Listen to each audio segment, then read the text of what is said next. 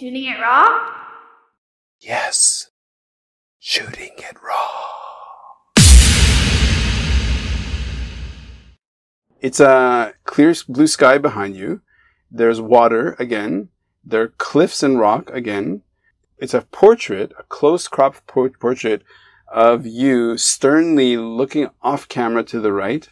You're wearing a black and red checkered shirt with a black t-shirt underneath. You've got much more of a beard going right now. And you've got these enormous headphones strapped to your head. And by enormous, I mean probably half the size of your head. Yeah. Okay, so pourquoi? Why this photo? Because it's another passion of mine. Okay, music. Absolutely, music, man. I used to be playing, right? But I've never stopped listening to music. Right. And music is one of the biggest factors that changed me or forged me into, again, who I am now. Okay. Because I actually find, it's like cycling or biking, You also find that people that think in the same way, but with music, it's even more complex. And right.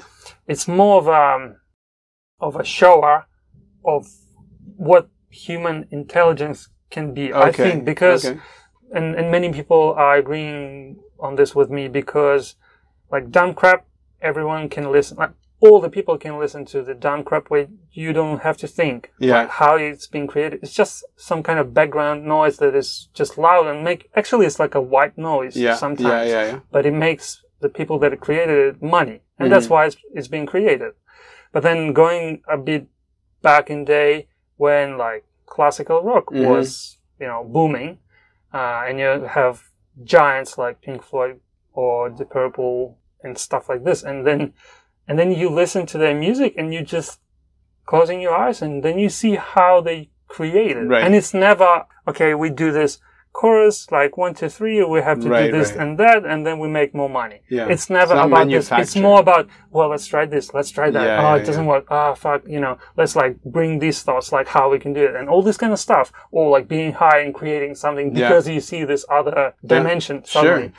And that is what you feel, like one of my most favorite songs of all times is, Pink Floyd, which actually Pink Floyd as a whole band took me a year to get used to. Yeah. But I was like, everyone's bragging about it, blah, blah, blah. All the old dudes, they like Pink Floyd. I find it really interesting that you named Pink Floyd and they just decided to come together. Exactly. Okay. And this is just showing that those are the people that really understand, and that standing with the humanity to defend human rights and to defend what's good. So just to finish the thought for the listener, in case they don't know, Pink Floyd, has been essentially not making music for a long time. And just now, because of what's happening, because of the war in Ukraine, decided to come together. Is it to put in a new album or a new song? It's just a single. And it's like super, super rare. And it was only 4 times that they put some like other singer in the band. And 2 of those times, I believe, he was a dog. Oh, yeah. Really? So this is insanely like valuable as a piece of art from them, from like those giants, as I said.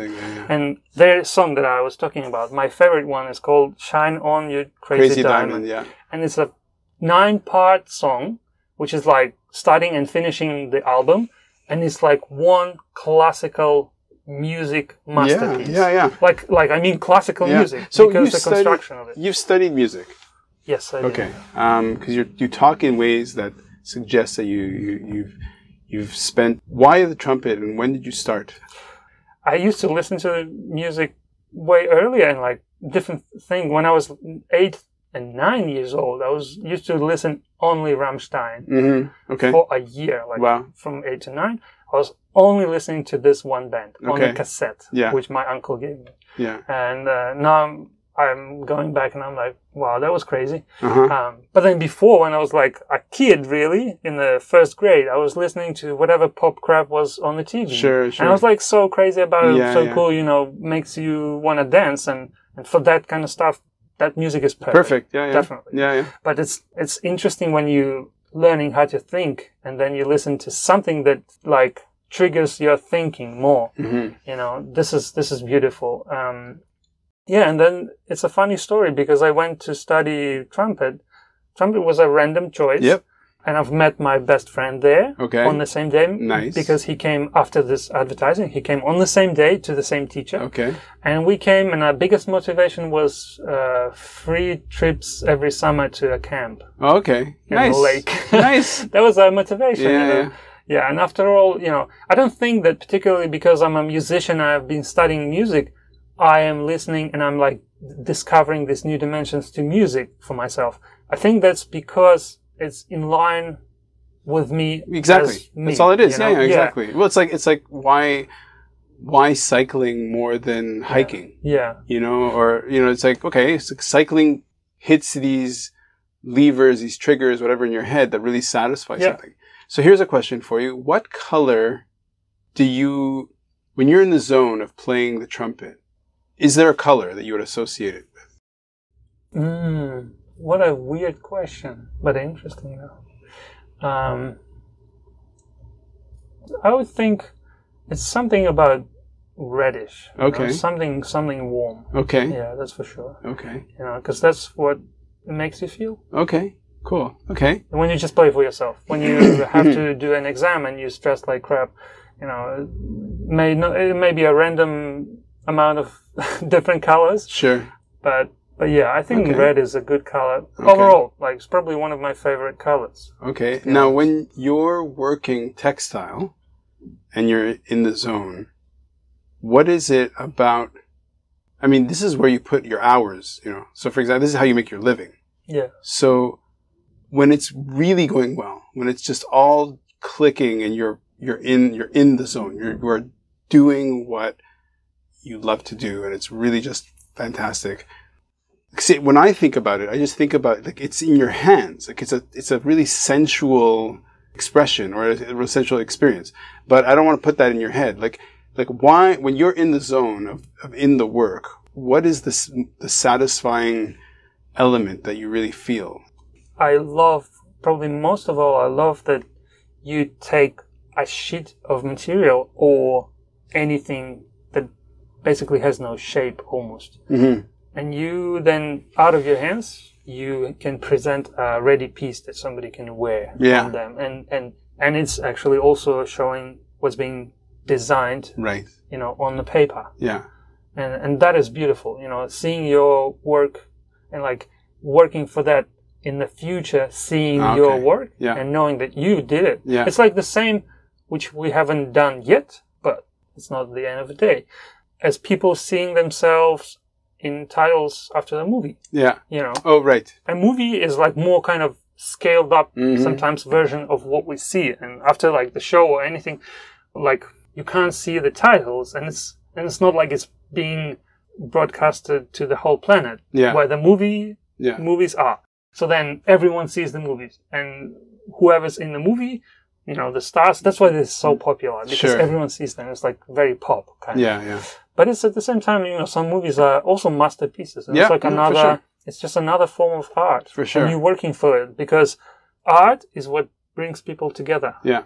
It's not something that unites, or even culture, because culture and art is the same basically thing. So when you think of this, it's something that. You have one culture, you have different nations have different cultures, but it's never something that makes them fight each other. Okay. It's something that they can be, with their diversity, they can be united and work together to something bigger for both, or like for all of them. Right. In the future.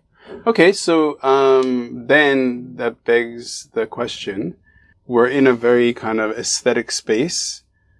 You present these I'll call them artifacts, because you've created these artifacts, right? Like these tangible things to communicate something. And as we're speaking, behind you is this little baby easel with 2 cards that are beautifully designed. And so why don't we spend the next few minutes talking about why I reached out to you from seeing that?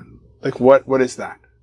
Well, these are from our community in Hong Kong, from our Ukrainian society. And it's just like informative cards, which we used to give out to people during our like meetings and kind of protests in the central just a few weeks back.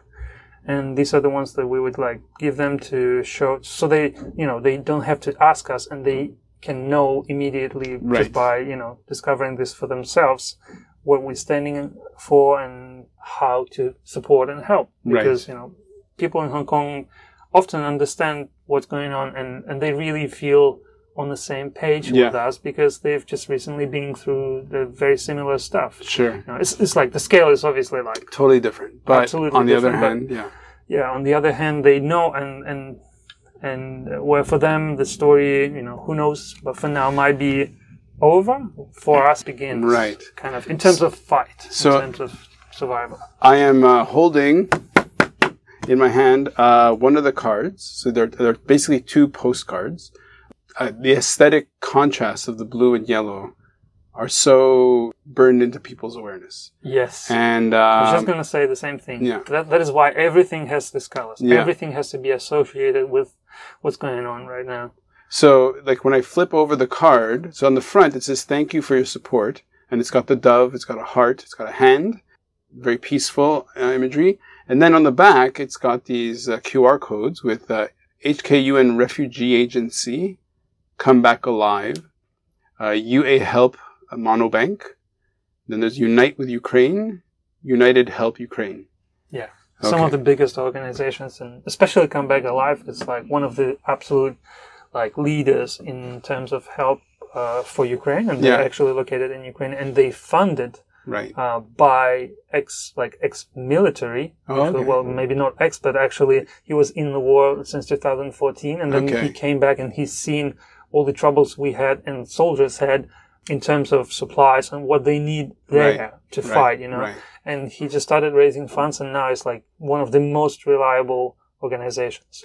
Yeah, so I love juxtaposing things and seeing what comes up. Because our brains, when you have a little short circuit, it doesn't quite make sense. So just like, okay, so how do I connect these things?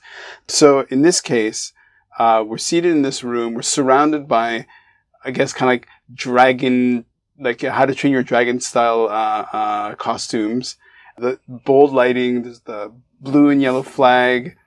There's on my laptop, there's that photo of you just kind of like staring sternly. And the way it's positioned now is you understand? Like what's happening in my mind is you're sitting talking to me, but on my left, looking at you is you looking through the kind of sternly with these massive headphones on your head going, okay, what kind of shit are you talking now, brother?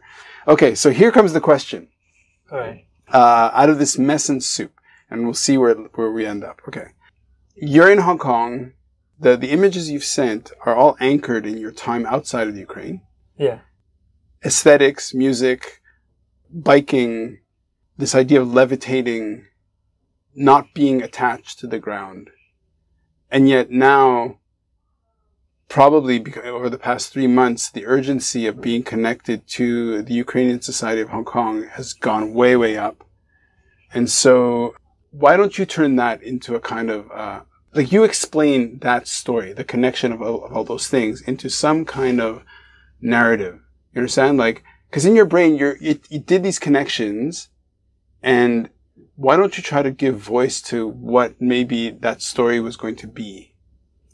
Yeah. All right. Well, that's simple to do for me because, no matter what is on that particular photo, obviously if I could have, I would have picked many more, and particularly about what's going on right now.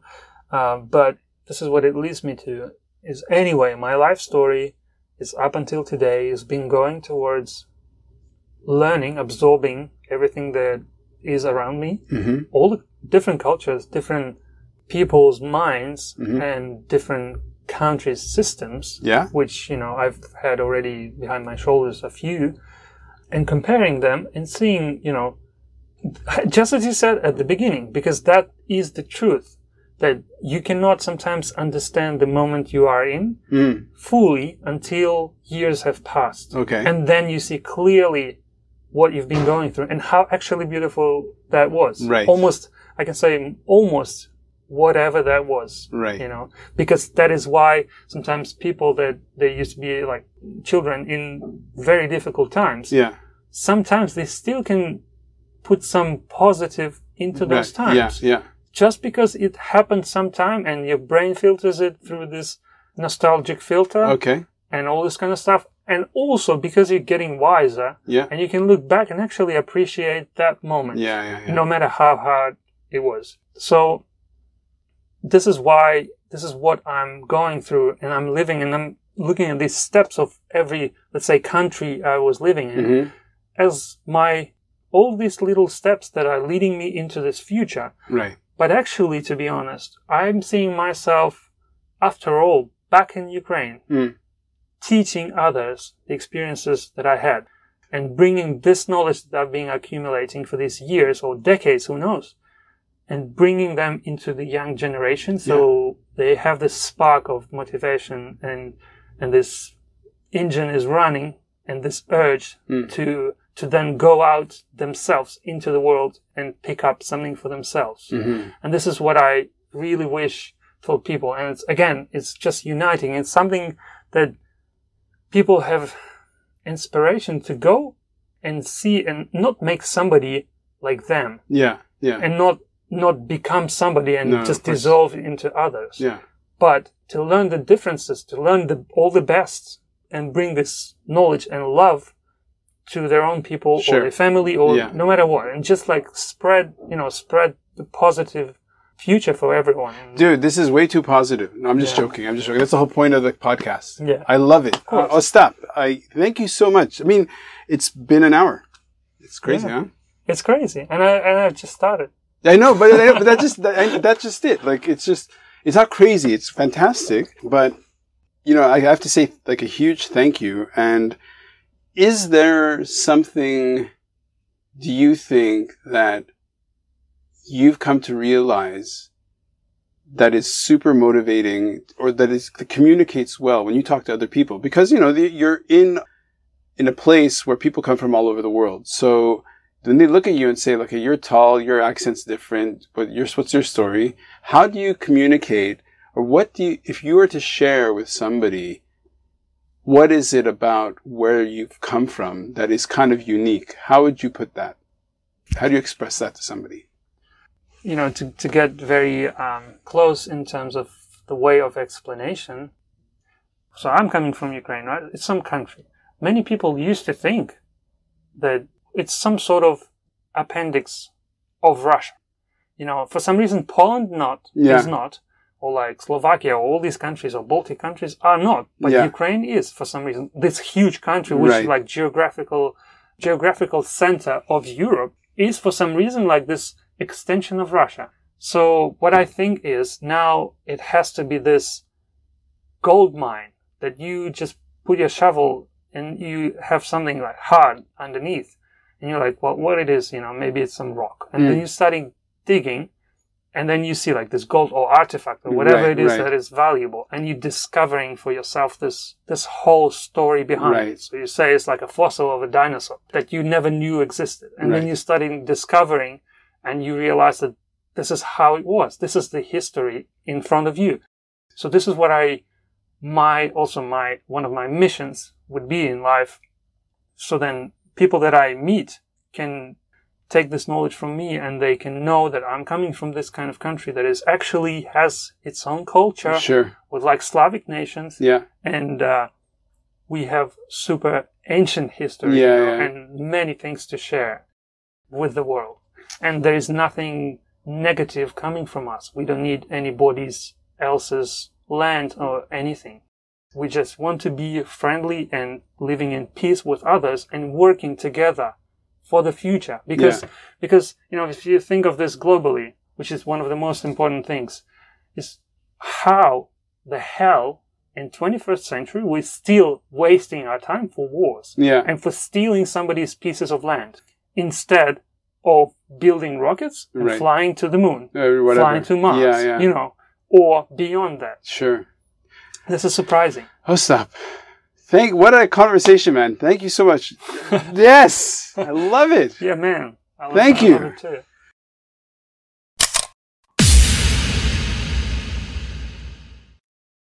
So, is life really a gift? Really? Can you make every second count? That's the whole point of the podcast. So, if you like what you've seen and you're inspired, because that really is my mission, then please give it a like, subscribe, and share. Shooting it raw? Yes. Shooting it raw.